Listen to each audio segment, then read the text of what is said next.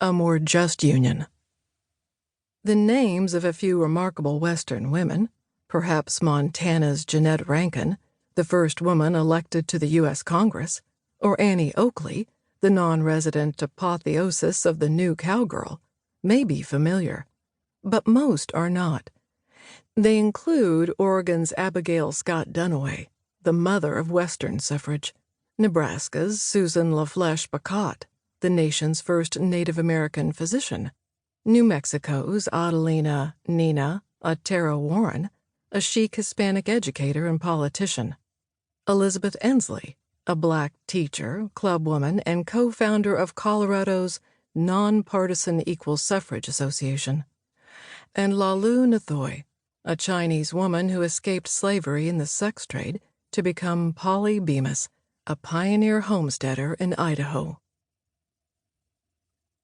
American women's struggle for equality did not begin, nor has it ended, with suffrage, the right to vote in national and local elections, sit on juries, and run for elected office, but remains an incremental social, economic, and political process.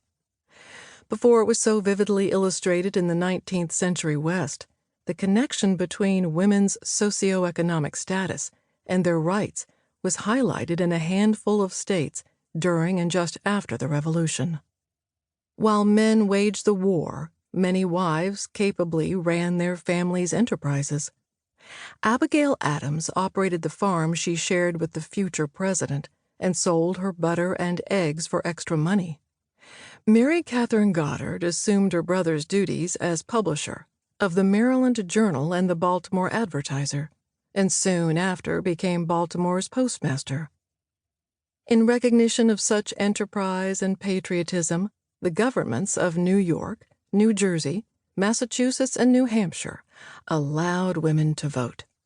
The Jerseyites held on till 1807, but after the men returned from war, most had been disenfranchised by the time of the Constitution's ratification in 1788. Indeed, American women were citizens in name only.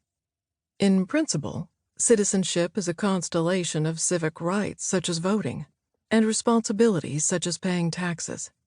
In reality, it is also a status that involves complex entitlements, which in America was first limited to white men, initially landowners, whose ability to maintain and protect a household qualified them to participate in public affairs. By age-old law and custom, women, much like the enslaved, were not allowed to meet those criteria. They had no official place in civic life and very few legal rights. According to the country's version of English common law, a femme sole, or single woman, could at least own property and make contracts in her own name. Almost all women married then, however, and a wife became a femme covered, who was covered by, or officially absorbed into, her husband's person. In exchange for his support and protection, she was legally obliged to serve and obey him. Her public persona consisted of being his spouse and the mother of his offspring. She could not own, inherit, or control property, including her earnings, sue in court, run a business, divorce, or even claim custody of her own children. As the Industrial Revolution gathered steam in a rapidly urbanizing America, women's status, at least those of adequate to ample means in towns and cities, initially declined still further. In the old agrarian economy, home and work were intermeshed on farms where the labor of both sexes sustained the family.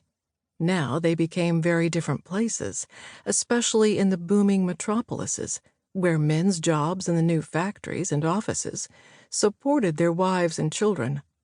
Eager to codify this huge shift, an anxious Victorian establishment co-signed the sexes to what were routinely called separate spheres.